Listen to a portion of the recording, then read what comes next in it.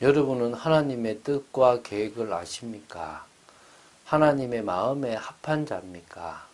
하나님을 진노케 하는 그런 행동들을 하지 않습니까? 이스라엘은 자신들이 하는 행동들이 얼마나 악한 것이고 하나님 앞에 잘못된 것인지를 몰랐었습니다. 우리는 우리가 하는 행동들을 정말 복음 안에서 제대로 알고 바꾸고 성령의 역사 속에서 하나님이 원하시는 삶을 살아야 될 줄로 믿습니다. 그런 축복을 누리는 여러분 되시기를 주 예수 그리스도 이름으로 축원드립니다. 자, 사무엘상 12장을 계속 보고 있습니다. 6절부터 18절 말씀 좀 긴 내용입니다.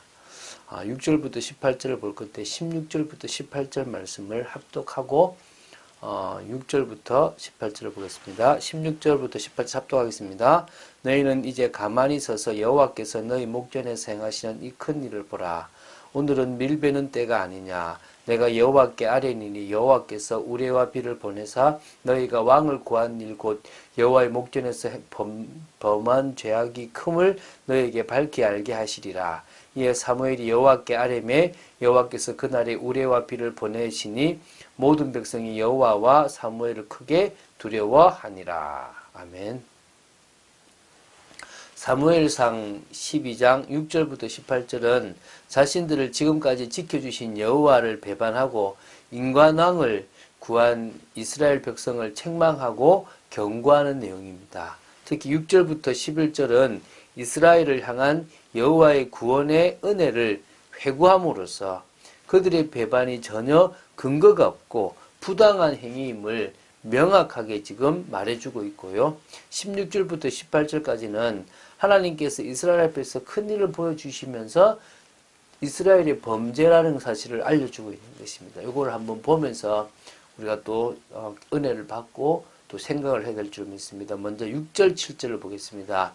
사무엘은 먼저 이스라엘 백성들에게 여호와 하나님이 어떤 분이신지를 설명합니다. 바로 모세와 아론을 세워서 이스라엘 백성들의 조상들을 애굽 땅에서 인도하여 내신 분이심을 알려주고 있습니다. 이걸 잊으면 안 돼요. 이걸 자꾸 잊어버리니까 문제가 되는 겁니다.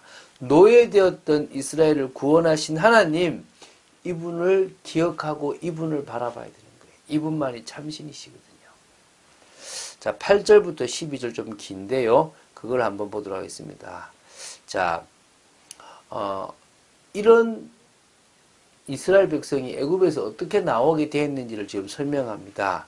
사실 야곱 때 남자만 70명이 애굽 땅으로 들어가게 됐습니다. 거기서 이스라엘은 400년 동안 노예가 되었습니다. 그때 이스라엘은 여호와께 구원해 주십사 부르짖었고요. 그로 인해서 모세와 아론을 들어 사용하셔서 애굽에서 인도하여 광야를 지나 가나안 땅에 살도록 역사하셨습니다. 거기까지가 여호수아입니다. 여호수아를 통해서 이 일을 하신 거죠. 그 후 이제 사사시대가 들어갔거든요. 이스라엘은 하나님을 잊어버리고 우상을 섬김으로 하나님께서 이제 하솔 군대, 그러니까 하솔 군사령관 시스라의 손에 넘겨주기도 하셨고, 블레셋 사람들의 손에도 넘겨주셨고, 모압 왕의 손에도 넘겨주셨다는 사실을 이제 이야기합니다. 그때 사사시대의 대표적인 대적들이 그런 대적들인데, 요때 하나님은 왜 넘겨주셨느냐?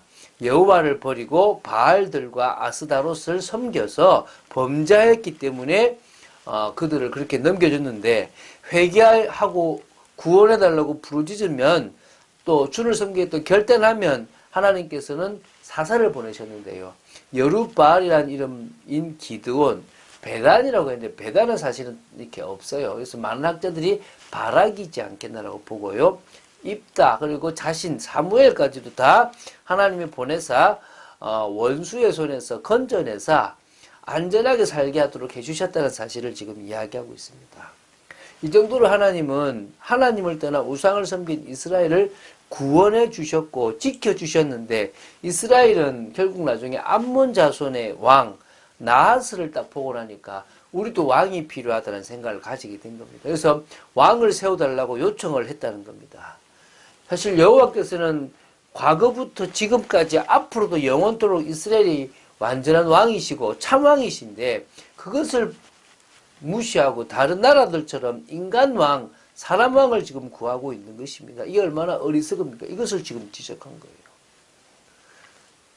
이 지금 이스라엘은 하나님의 보호와 인도 속에 나아가면 됩니다. 많은 사람들은 이스라엘 백성들이 고난의 길을 갔다고 그러는데 그 고난의 길은 자기들이 선택한 겁니다. 젖과 꿀이 흐르는 땅, 축복의 땅이 될 수 있는데 그 땅이 문제의 땅이 될 수밖에 없었던 것은 하나님의 뜻을 외면하고 자신들의 생각대로 가버리고 우상을 숭배하고 죄악을 그러니까 범죄했기 때문이거든요. 자, 13절부터 15절까지를 보겠습니다. 이때 이제 이스라엘이 왕을 구했는데 그때 세워진 왕이 사울입니다. 그때 하나님께서 이스라엘 위해서 택하여 세운 왕이 바로 사울입니다. 그러면서 이제 얘기합니다. 이제 14절에 너희가 만일 여호와를 경외하여 그를 섬기며 그의 목소리를 듣고 여호와의 명령을 거역하지 아니하며 또 너희와 너희를 다스리는 왕이 너희 하나님 여호와를 따르면 좋겠고 너희들이 은혜 속에 있을 거지만 너희가 만일 여호와의 목소리를 듣지 아니하고 여호와의 명령을 거역하면 여호와의 손이 너희의 조상들을 치신 것 같이 너희를 치실 것이라. 치겠다는 거예요. 이게 참 중요한 겁니다. 언제나 하나님은 이스라엘에게 거룩을 원하시고 공의를 원하시는 것입니다. 자, 16절, 17절 보면요. 자, 하나님께서 이제 이스라엘 목전에서 큰 일을 보여주시겠다는 겁니다. 다시 말하면 너희들이 잘못했다는 사실을 자연현상으로 보여주겠다는 겁니다. 이때가 밀베는 때이니까 5월 6일 경이거든요. 자, 이스라엘의 기후를 좀 아셔야 돼요. 우기와 건기로 나눠져요. 우기는 10월에서부터 그 다음에 3월까지 지속되는 그 비가 많이 오는 기간이고요. 건기는 4월부터 시작해서 9월 말까지가 됩니다. 일반적으로 4월 초에 늦은 비가 내리고, 그러니까 이제 건기가 시작되는 5월에서 6월 초순까지는 거의 전 지역에 전혀 비가 내리지 않는 특징이 있습니다. 전혀 비가 안 온다는 거예요. 그리고 이스라엘에서 보리는 대개 3, 4월경과 밀은 5, 6월경에 추수를 하게 되기 밀베는 시기니까 5월부터 시작되는 것이 이제 그러니까 건기가 시작되고 밀베는 시기가 5, 6월이니까 이 때는 비가 한 방울도 내리지 않는 시기라고 보면 돼요. 이때 하나님이 우레와 비를 내린다는 것은 자연현상이 아니라 하나님이 하신 기적이라는 거예요. 다시 말해 비가 올 수 없는 건기 때에 우레와 비를 내리신 것은 여호와의 목전에 범한 죄악이 크다는 사실을 알려주려고 하는 거예요. 18절에 이제 사무엘이 여호와께 아뢰니까 여호와께서 그날에 우레와 비를 보내셨고요. 모든 백성이 그것을 보고 여호와와 사무엘을 크게 두려워하는 거예요. 자, 그러니까 뭐가 잘못이고 뭐가 문제인지도 모르는 거예요. 여러분이 말씀을 계속 봐나가고 하나님의 뜻을 알아가야 될 것이 여러분들이 살아가는 삶 속에 잘못된 걸 알아야 된다는 거예요. 여러분이 지금 진짜 하면 안 되는 것들을 하고 있을 때가 있다는 거예요. 그것을 여러분들이 제대로 안다면 하나님을 진노케 하는 것이 아니라 하나님을 기쁘시게 하고 하나님을 즐겁게 하고 하나님의 인정을 받을 수 있다는 거예요. 오늘 여러분 깨어있는 여러분 되시기 바라고 하나님 말씀에 순종하고 말씀의 원리와 하나님의 그 기준을 따라 살아간 여러분 되시기 바랍니다. 노아가 그런 인물이었지 않습니까? 방주를 만든 노아가 바로 그 시대에 왜 방주를 만들어야 되고 방주를 만든 목적이 뭐고 방주를 만들던 의미가 무엇인지를 분명히 알았습니다. 홍수 시대에 물심판 시대에 결국은 방주가 필요한 거예요. 생명 구원을 위해서 방주가 필요하고 그것이 바로 하나님께서 이 세상을 심판하실 그때에 누가요? 예수 그리스도가 예표된다는 것. 진정으로 그 말씀에 순종했다는 것을 의미하는 겁니다. 자, 우리는 말세를 준비하는 구별된 믿음의 성도로 서야 될 줄 믿습니다. 하나님이 원하시는 믿음의 사람으로 세워지고 이 시대를 위해서 깨어있는 파수꾼, 복음을 전하는 파수꾼, 전도자의 사명을 감당해야 될 줄 믿습니다. 복음을 전하는 말씀운동, 생명운동을 지속해서 우리의 삶에 앞으로 다가올 심판을 준비하는 축복된 일이 있어야 될 줄 믿습니다.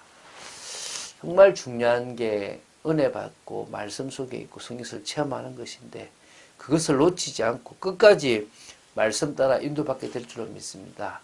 그런 축복을 누리는 여러분 되시기를 주 예수 그리스도 이름으로 축원드립니다. 주는 그리스도시요 살아계신 하나님의 아들심을 고백합니다.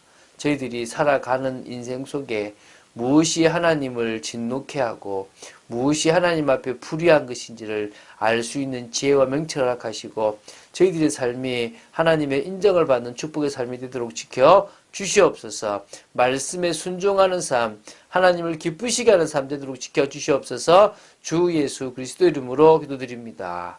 아멘.